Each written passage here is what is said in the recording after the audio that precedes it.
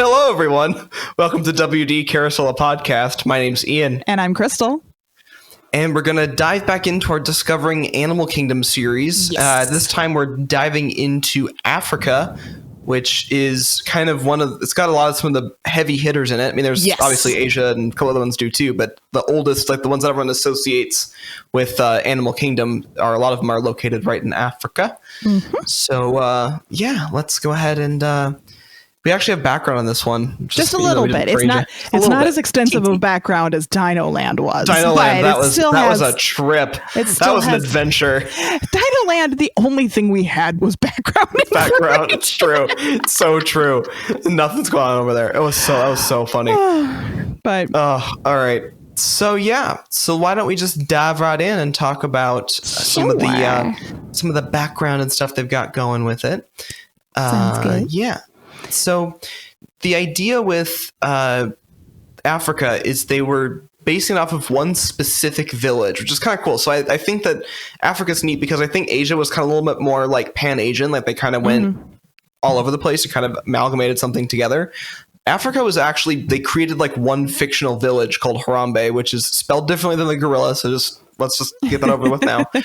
And they had it based off of an East African port village. So that's kind of how they wanted port village that was originally settled by the Dutch. Yes. And then gained its independence peacefully.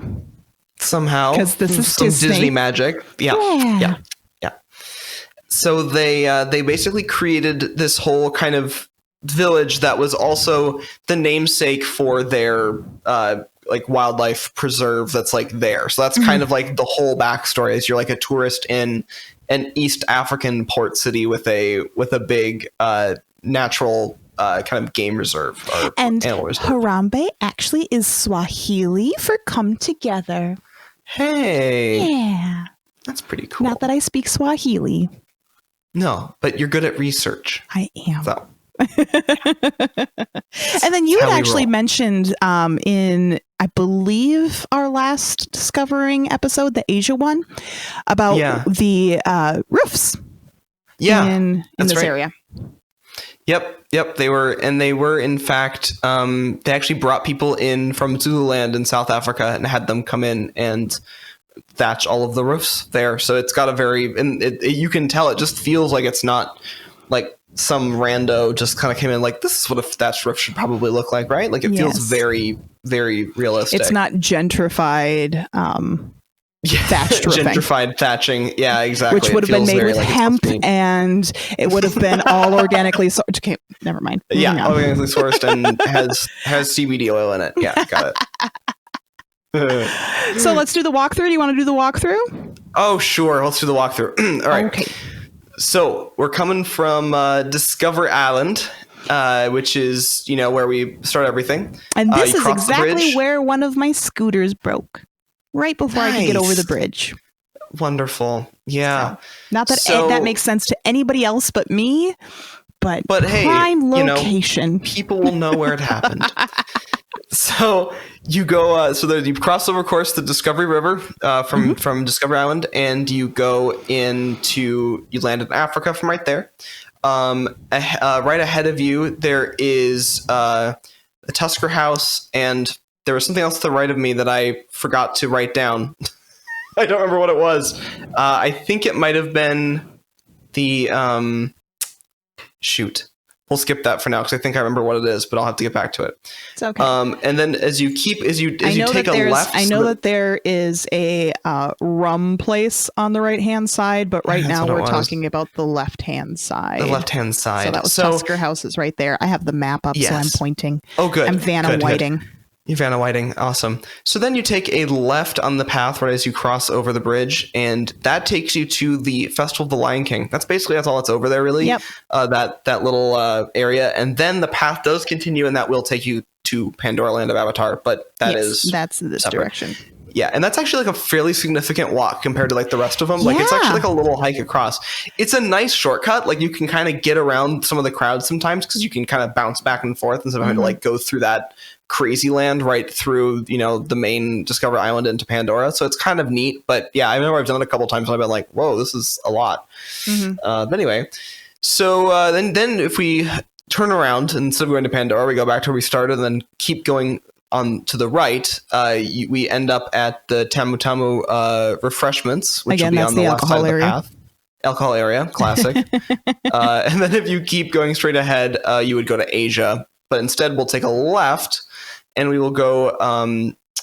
You will see Harambe Market on the right and Zuri Sweet Shop on the left. And you can also find the Gorilla Falls Exploration Trail and Rafiki's Planet Watch will be kind of like in that area as well. The Wildlife Express train for the Rafiki's Planet Watch is what it's like this old looking railway, and it'll take you out of the park. I will probably jump into more of this later, but basically, okay, so this is kind of my logic here. Rafiki's Planet Watch is technically kind of its own little land, so we'll just kind of talk about that real quick while we're here. Okay, sounds good.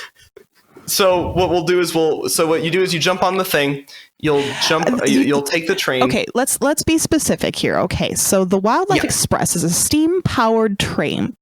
Yes. Which Walt loved trains. He was obsessed with trains. He had a number of model trains. So I love that they brought that touch back to this land. Outside of Magic Kingdom, no other, well, unless you want to count Mickey's Railway, has an actual railroad. And so it's a nice feature to add. And it's the only one on Disney World property that is wheelchair accessible and has listening devices for ADA. So it is meant to allow anybody to be able to board and go experience Rafiki's Planet Watch. So it's nice to be able to have inclusion there. Right. And then up in Rafiki's Planet Watch, there's a lot more unique sort of, like, that's where you can actually watch the veterinarians and the animal doctors, which are slightly different than veterinarians, but moving on, have procedures, a lot more education. Some of my favorite things that I found out that they had done up there were things like they successfully performed surgery on a tarantula. Yeah, nice. They gave a fish an artificial eye. And then they removed a golf ball from a snake that was on property too. They just decided to be like, oh man, let's see what happens. That's funny. Yeah, also, it's a neat concept. The Disney scientists also from there have discovered 2 new vocalizations that have never before been reported in about elephants. So elephants have made some more squeaky noises than we were used to before. But this is the actual sort of sciencey area of the park where you can, see real scientists in action. Working. Yeah, they actually, it's a big enough area that they can kind of observe the animals doing stuff. It's kind of cool. Yeah. It's a good place. And I think they also have like a sketch place up there now too that you can there's like an animation draw like an animator and that sort of thing. Yeah. And then there's the affection station. Whoop, going back to the map. Hold on. Oh, hey, I'm ready. We got the map up. Which is sweet. Which is also up at Rafiki's Planet Watch, which is it's basically like a petting zoo. So here's the thing. I have been meaning to go to Rafiki's Planet Watch for about 7 years, and every time I go, I keep not getting there. So it's on my list. It's like one of the places I just like haven't been. But the affection station is kind of like a petting zoo, but more interesting. So the stuff they've got is more interesting than just your standard petting zoo fare. And on top of that, there are people on site who are, naturalists and scientists who are available to be giving you information about these different animals that you're interacting with, which is interesting. I'm sure it's probably somebody would find it. Somebody would be not super happy with the interactive aspect of it, but I think that it's interesting for sure. I agree. So that's the affection station. And then we'll take the train back. We'll follow the path. So we'll get back on the path in Africa, and we'll take the path to the left, which will take us past the Harambe Fruit Market and the Kilimanjaro Safari, which the Harambe Fruit Market is just we'll get to it, but it's just a food thing. And then Kilimanjaro Safaris, of course, is the big ride at Animal Kingdom. It is like the ride itself is the size of the Magic Kingdom. Yes, it is huge. It's 110 acres wide. Which is that's just insanity. And just for perspective, Magic Kingdom is 107 acres. You're right. So it fits inside, which is just crazy. So from that point, then you follow the path down the center. So then we kind of went around a little kind of island of buildings and stuff.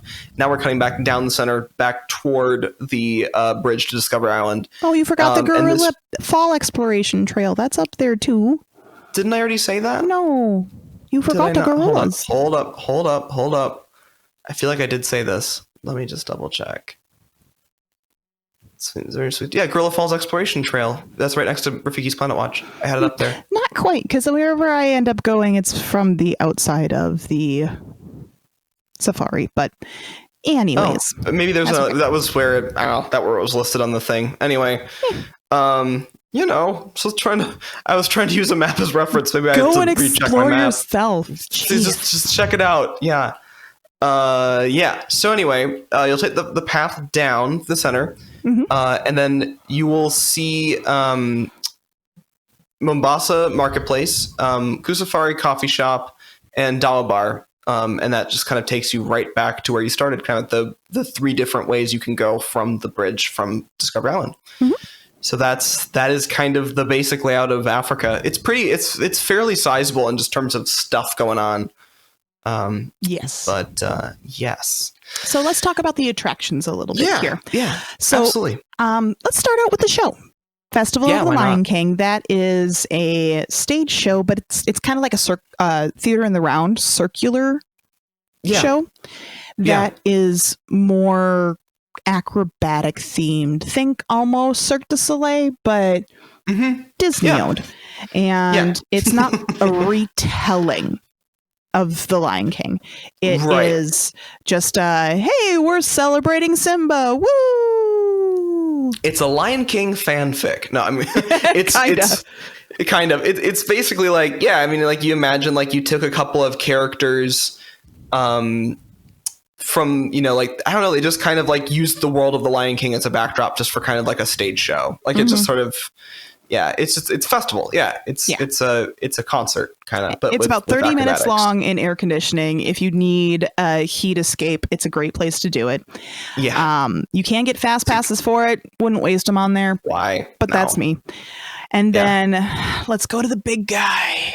The big guy. Kilimanjaro Safari. This is the quintessential attraction at Magic Kingdom, hands down, no qualms. It is a 20-minute, on average, driving tour. Changes. Yes. Yeah. And the theme about it is that you are chasing poachers. And so occasionally your driver, who is actually driving a safari vehicle, it's not on a track at all. They, will give you anecdotes and information about the animals, as well as keeping up the pretense of you guys are kind of chasing off these poachers.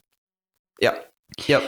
But because they're in live safari vehicles, if animals decide to get in the way, they have to stop because you can't run them over. And obviously, and it's led to some really interesting videos that you can find out there. Like literally yesterday, I saw a video of two rhinos going at each other right in the drive path. Like both of them were just, fighting and raring to go, and their horns were getting ready and they were charging at each other. And I would totally, like, if I were that cast member, I'd be like, oh, what am I going to do with all these people on the truck? I don't know. I can't go forward. I can't back up. I don't know what to do. And you just got to sit it out. Oh my God. That was so we'll probably talk about this ride at some point on its own standalone thing. But the other thing I would mention is like you mentioned, like the fact that like this happens like somewhat frequently where they'll have to stop because of something. There's little like radio transponder pucks in the ground that talk to a transponder on the trucks.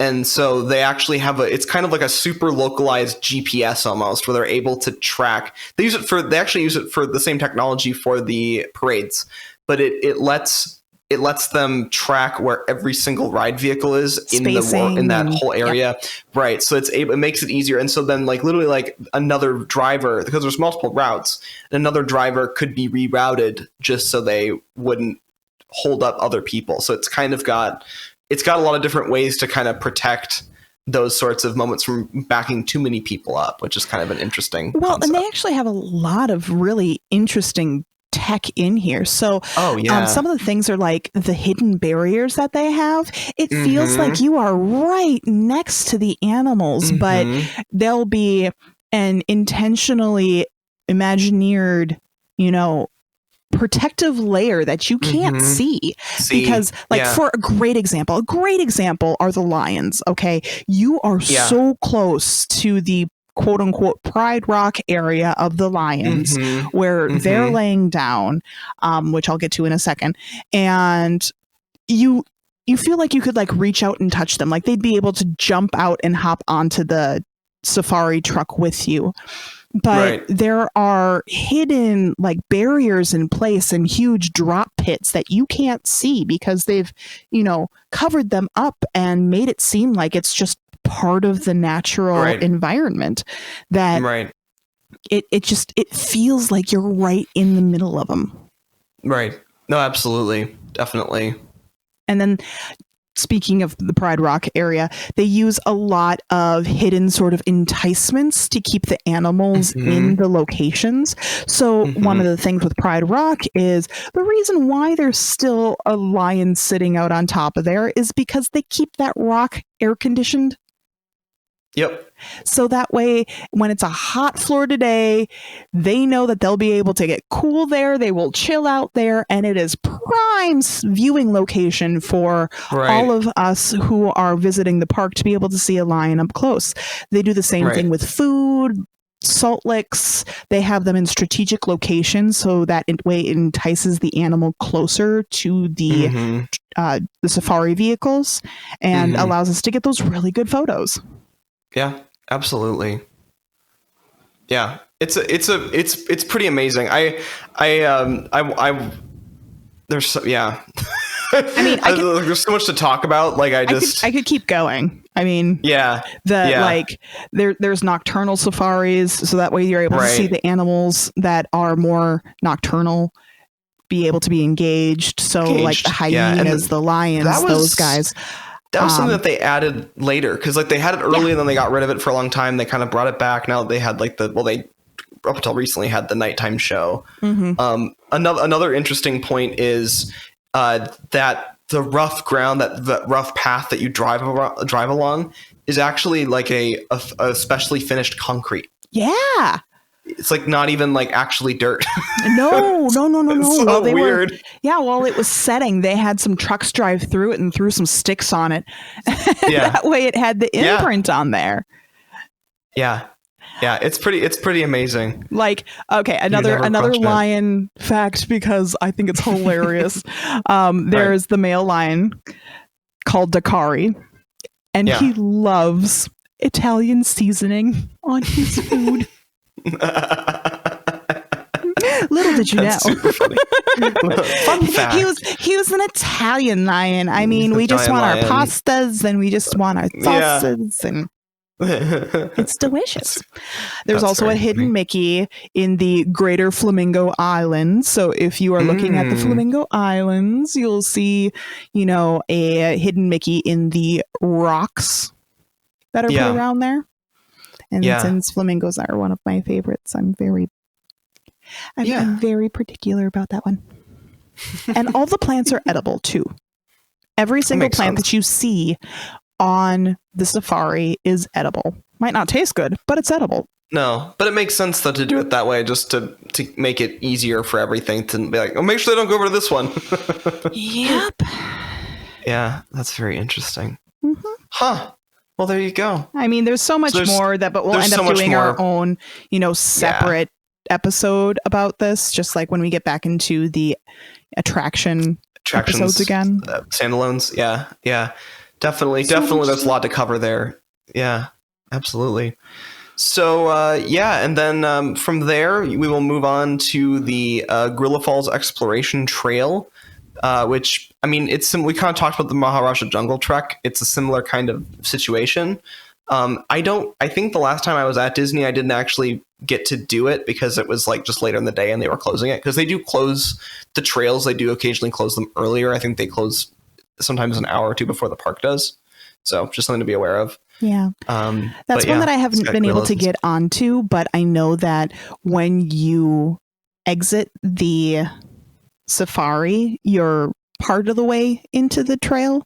So there's like one little area of monkeys that I'm able to see, but I've never actually taken the trail yet. So that's right. That's one that we were anticipating on doing before. Then didn't get to do COVID. Happened. For COVID. Yeah. Because it was, I remember now. It's the way in is kind of on the other side, but once you come back through the other way, you kind of merge with the safari exit queue, which is kind of interesting. Yeah. Very cool. We already talked about Rafiki's Planet Watch, so we'll move on past that. And then that's basically all the attractions. And also, we always like, because we're these people, we like to talk about like previous and old things that are not there or whatever. This is kind of crazy, but every opening day attraction in Africa is still actually running pretty much unmodified, which I was kind of shocked by. That is, I mean, you would expect to have one or two things that have been edited, adjusted, rearranged, and and to be fair, like Kilimanjaro Safari, just at scale, there's been some changes, but like nothing that's dramatic. No like retheming, no full reskinning, just like maybe a couple of swaps of animals and maybe some timing changes, but that's it. Like there's not a lot of differences that they've been making. So it's kind of an interesting, unique situation with Disney where in like the 20 years or so that this park has been open, like there's been no changes. Just kind of amazing. Yeah. So getting into dining, really, I mean, there's lots of little one-off stands, not as much alcohol as there was in Asia. Like I said, Tamu Tamu, I remember because they do the rum Dole Whip float. Yes. Which is exciting. But there are other ones that do, like the Dawa Bar, I know has regular cocktails, but they also have African beer, which is a place that I really enjoy because you want to try things that are different. Yes. And then, it's Snackies here, quick service there. And then the other one is Tusker House, which I know that you were at last time you went to go visit.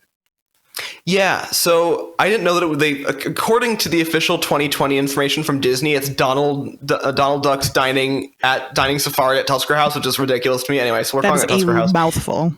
That is a mouthful. It's character dining, and it's a character dining buffet, but the food is Pan-African. And also, I will say they were pretty much saying that I had full access to the buffet. Like very really? And I have, for your dietary restrictions? Mm-hmm. Like I think basically everything except for one little section was pretty much fair game, which was shocking to me. That's amazing. Yeah. Like I mean, obviously they always say like all buffets, like they can't guarantee anything. That's kind of Disney's policy.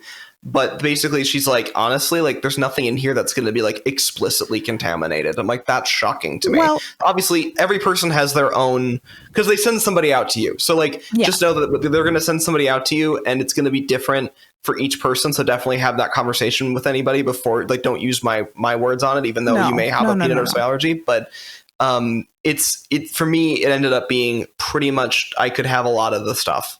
Well, I mean, peanuts are not native to the African continent. Mm-mm. And so it makes sense that would not really be that present in the food. And then, I mean, you have some other dietary restrictions as well. But again, a lot of the African diet if they're sticking to cultural accuracy, would not be prevalent. So it makes sense, but it's still shocking. Yeah. It was kind of surprising for sure. So that was cool. Exciting. Yeah, it was neat. And it was themed really well, obviously. The middle felt like an open air market sort of thing. Like it felt very like you were kind of in the middle of a bunch of buildings instead of being in a building, even though it was inside. And that's where all the food was. And they had just classic, really well done Pan-African buffet. And then there'd be kind of wings that would go off in kind of dining areas off of this central kind of area, which was nice for a buffet. Like usually I always feel like the buffets are sort of awkward to get to and stuff. This was cool. It was just kind of central, Yeah. And you can't, other fun thing that I found interesting about this is, a lot of times you walk into the restaurant, obviously this is post COVID now, it's going to be different for everything. But at the time, who knows, you would actually not be able to go in to the restaurant until somebody you kind of checked in outside and somebody would pull you in, which I thought was an interesting thing. So there was really no waiting area inside. It was just all kind of just guests. But it's in that overhang that used to have the fast pass kiosks, right? Yes. Okay. So yeah, it's kind of like a covered area that they kind of check you in with, and then they send you in. And it has a very interesting vibe in there for sure. I'm trying to think of anything else that's cool. And then it was well, and all the characters are in their safari gear. In their safari gear. But you're talking the Fab Five, right? I believe I think a lot of the Fab Five. I don't think it's all the Fab Five. So it'd be it might have been. Yeah, I know. I remember seeing Donald, Mickey, Minnie, Goofy. Yeah, Donald, Mickey, Minnie, Goofy, and Daisy. Okay, so no Pluto. No Pluto. There was no Pluto. That's my preferred Fab Five anyways, because I'm more of a Daisy girl versus a Pluto girl. Yeah, so that was we had. Daisy was awesome. Like they had it was a great group. Like they and the dining situation there, it was fun. Good.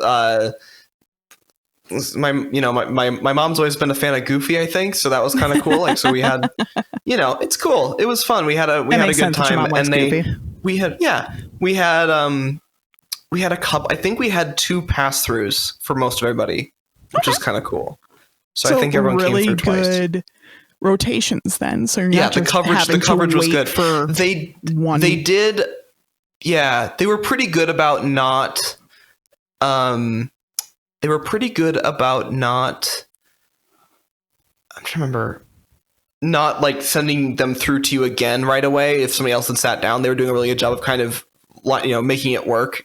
Sending everyone to the right spots. Yeah. But I remember it was really cute. There was a little baby who was just infatuated with Mickey. It was this it was just so cute. Even the attendants, the character attendants were having a hard time kind of keeping composure. You're it was kind of sweet. It was really cute. Yeah, it was pretty funny. So it was a nice experience overall, and it was nice to be. It's always fun to dine in the parks in those situations because there's just a lot going on, and it was neat just to kind of be in the middle of the African area and just do all of that. So. Yeah. That was pretty cool. I would recommend it for sure. If you're okay with exploring and learning about, different cuisines and you said before, being able to have does to us, right? The other really neat thing about that is, you were talking about how one of the bars had African beer. You can also get African beer in Tusker House. Oh, nice. I mean, that makes sense. They had that's cool. Yeah, it was 1 page of domestic and then another page of African beer. So I did do that, which was kind of cool. It was very very kind of like a lager or an ale. It was very kind of light and refreshing, and it was good. My friends who are from Africa, they've talked with me about when we are able to go back over there. They're I'm going to bring you to all these beer places. And I was like, perfect. I'm German. I love this. Yeah, right. It's we have a common language here. I see. Yes, beer. Absolutely. But that's also because a lot of Germans settled in Africa. So it makes sense. Yeah. That is moving away from the land, though. So let's get back into shopping. Shopping. So, and one more thing everyone needs to know about. I always want to talk about the coffee shop because I feel like that's important for everyone. So Kusafiri is the coffee shop and bakery, and they actually do breakfast and snacks. They're the only place that do breakfast. There. Yeah, there's one other one that I saw. I wrote it down, but anyway, it doesn't matter. But that was they're the big one. So if you need coffee in Africa, that's kind of the spot. So just fun fact. Yeah. Moving on. Sorry, continue. So shopping, there's two locations. One of them is the African inspired stuff, which is the Mombasa marketplace. And so that has the, African inspired, African themed souvenirs. And then the other one is Zuri's Sweet Shop, which is I will say the stereotypical candy shop that you're going to find in a theme park. The only exception to this is that they will make chocolates themed to animal poops. So there are a variety of different chocolate treats that are inspired by different. I know. I keep bringing really up poop. Yeah, whatever. But so this one's a little bit peanutty, so it must be elephant, right? Right. Oh, so funny. if you're wanting something that's a little bit more unique and silly and just it's silly. Yeah. But you can go there. They also do have some like African inspired home items. But for the most part, I go for the chocolate poop. Yeah, that makes more sense to me anyway. That's pretty funny. And then to wrap this up, let's just get with some other. I did want to do some general Animal Kingdom facts before we get to the final land, which is completely out of the realm of reality.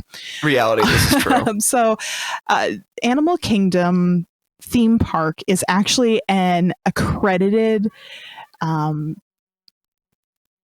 animal facility, which when they weren't anticipating that they didn't want to be known as a zoo. They didn't want to be known as an aquarium. Right. They wanted to be a theme park. They are a theme park, but they still received accreditations from the Association of Zoos and Aquarium and the World Association of Zoos and Aquariums for their work with animals within the theme park. So their treatment, their, conservation efforts, all of this, like Disney sponsored the first white rhino born in Uganda in 25 years, or the Disney Conservation Fund partnered with the Cheetah Conservation Fund for Dogs Saving Cats project, which had to do with big mouthful, but basically they helped encourage African farmers to raise dogs to protect their, animal flocks, their cows and that sort of thing from cheetahs, so that way they don't have to shoot and kill cheetahs. The dogs would just scare them off. Exactly. So Disney's been really active in the conservation and animal programs that are happening throughout the world. And this is a great place to just spotlight that. Another silly thing is if you actually look at the park shape of Animal Kingdom, it's set up to look like Africa. If you are up from a plane, which, I mean, again, this is a no-fly zone, so you're not going to really see that too often, but the intent is kind of cute how it is, Africa shaped for a park. Yeah. And also the last fun fact is this is the only theme park that has doors on the entrances of the bathrooms. Is there a reason for that? Yes, it is just in case the animals escape, so you can go hide in a potty. Hide in the bathroom. And they can't get in.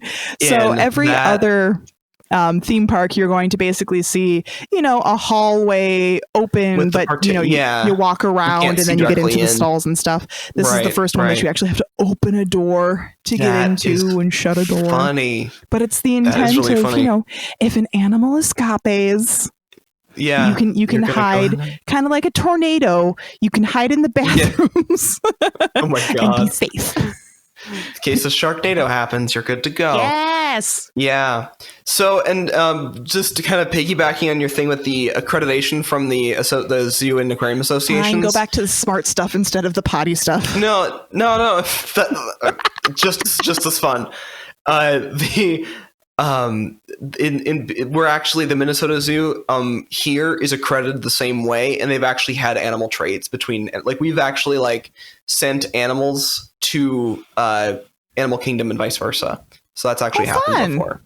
Fun. I can't remember what we've traded, but it's like they've actually been a resource for us and vice versa for animal stuff. So they're a player in that space, especially in the US, but even globally.